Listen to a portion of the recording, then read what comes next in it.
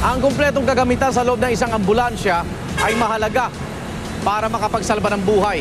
Alamin ang mga gamit nito sa tulong ng isang eksperto.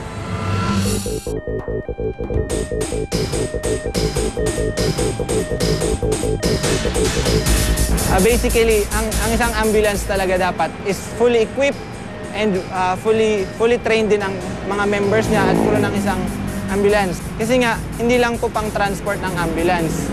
An ambulance is basically an emergency room on wheels, wherein lahat po ng gamot, lahat po ng swero, lahat po ng mga kailangan ibigay sa pasyente na kailangan niya para mabuhay or makasurvive sa nararamdaman niyang sakit, yun po dapat ang isang ambulance.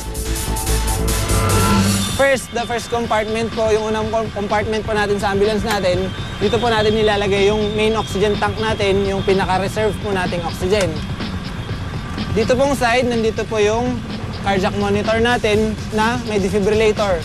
Isa pong importanteng bagay po na hindi dapat nawawala sa ambulance, especially pag kailangan nating rumisponde sa mga cardiac arrest situations.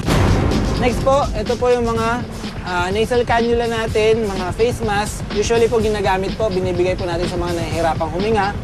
At tandaan po natin dapat single use lang po or minsan lang po natin gagamitin. Dito po natin in-stock sa mga cabinet na to. Nandito rin po yung life-saving equipment natin, yung endotracheal tubes. Nandito po yung mga swero natin, dito po sa cabinet na to nakalagay. Nandito po lahat ng klase, iba-iba.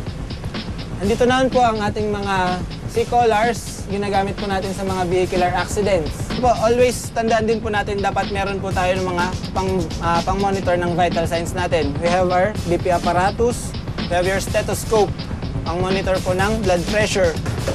We have our spine boards, we have our scoop stretcher.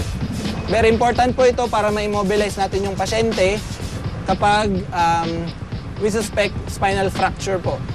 Ang dapat pong ginagawa ng mga kababayan natin dito sa Pilipinas, pag nakarinig po ng sirena, dapat po tatabi sila sa daan, pero taking sure na ligtas din sila kung tatabi sila, na hindi po sila madidisgrasya.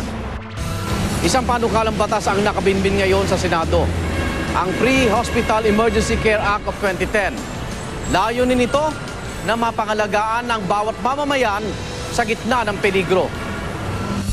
Sinabi nating pre-hospital care, hindi lang basta-basta pre-hospital care. Pinag-uusapan natin is critical care, agaw buhay. So kung hindi ito maaalagaan ng maayos, hindi ma-address yung problema sa airway, sa breathing, sa circulation, in a few minutes, patay yung pasyente, hindi makakaabot ng buhay sa ospital.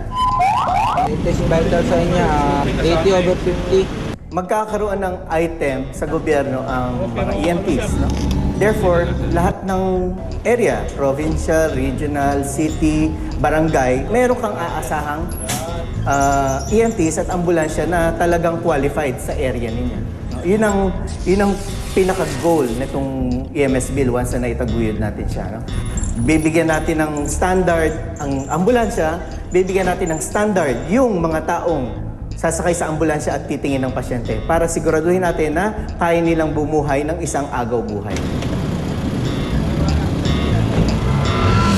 Maraming salamat sa inyong patuloy na pagsubaybay sa aming programa.